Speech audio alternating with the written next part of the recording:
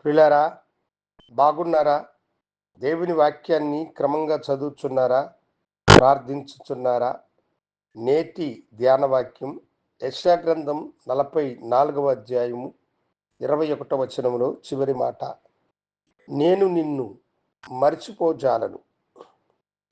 దేవుడు తన ప్రజలైన మనతో చెబుతున్న మాట ఏమిటంటే, నేను నిన్ను మరిచిపోను, నేను నిన్ను మర్చిపోను అని అంటూ ఉన్నాడు. అయ్యో, ఈ కష్టాలలో దేవుడు నన్ను మర్చిపోయినాడేమో, ఆ దేవుని దృష్టి నా మీద ఉన్నదా? నాకే ఎందుకు ఈ శ్రమలు, ఈ కష్టాలు, ఈ బాధలు అని నీవు కృంగిపోతూ ఉన్నావా? గొప్ప దేవుడు నిన్ను చూసి చెప్తున్నాడు, నేను నిన్ను మర్చిపోలేదు. ఆయన మనలను మర్చిపోయేటువంటి దేవుడు కాదు. ఆయన జగత్పునాది వేయబడక మునిపే క్రీస్తు ప్రేమలో మనలను ఏర్పరుచుకున్న గొప్ప దేవుడు ఆయన. ఎప్పుడు కూడా ఆయన మనలను మర్చిపోయేటువంటి వాడు కాదు. ఆయన అన్నాడు, స్త్రీ తన చంటి బిడ్డను మరచున వారైనను మర్చిదురు, కానీ నేను నిన్ను మరవునని చెప్పిన గొప్ప దేవుడు కనుక ఆయన నిన్ను మర్చిపోనటువంటి దేవుడు. నీవెవరో, నీ స్థితి ఏమిటో ఆయనకు బాగా తెలుసు. ఆయన నిన్ను సమీపించేటువంటి దేవుడు, నిన్ను మర్చిపోకుండా నిన్ను హత్తుకోనేటువంటి దేవుడు ఆయన.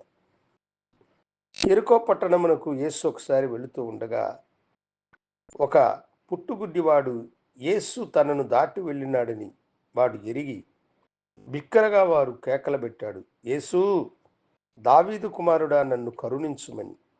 అతని చుట్టూ ఉన్న ప్రజలు అతని నోరు ముయ్యమని గర్జించారు, కానీ వారి మాటలు వినక ఇంకా గంభీరంగా యేసుని అతడు పిలిచినాడు. వాక్యములో రాయబడిన మాట, యేసు నిలబడి వానిని తన దగ్గరికి తీసుకొని రమ్మని చెప్పి వాని విచారించి వాని ముట్టి వాడికి కన్నులిచ్చినాడు. యేసు అతన్ని దాటి వెళ్ళినాడే కానీ అతన్ని మర్చిపోలేదు. అతడు పిలిచిన పిలుపుకి నిలబడి అతన్ని స్వస్థపరిచినాడు. నీ జీవితంలో దేవుడు నిన్ను మర్చిపోయినాడేమో అని నువ్వు అనుకుంటున్నావు, కానీ నీవు ఆయనకు మొరపెట్టు. నీవు ఆయనకు మొరపెడితే ఆయన నీకు సమీపముగా వచ్చి నీ కొరకై అద్భుతము చేయగలిగిన గొప్ప దేవుడు ఆయన. పిలుచు వారందరికీ పలికేటువంటి వాడు ఆయన. సంసోను ఎన్నోసార్లు దేవుణ్ణి విడిచి దూరముగా తొలగిపోయినాడు, తన ఇష్టానుసారముగా జీవించినాడు. అయితే అతడు ఫిలిష్తీయుల చేతిలో చిక్కుకున్నప్పుడు దాహంతో అలమటించి ప్రభు వైపు చూసి మొరపెట్టినప్పుడు దేవుడు గోతిని చీల్చి నీరునిచ్చి అతని దాహమును తీర్చి శక్తిని బలమునిచ్చిన గొప్ప దేవుడు.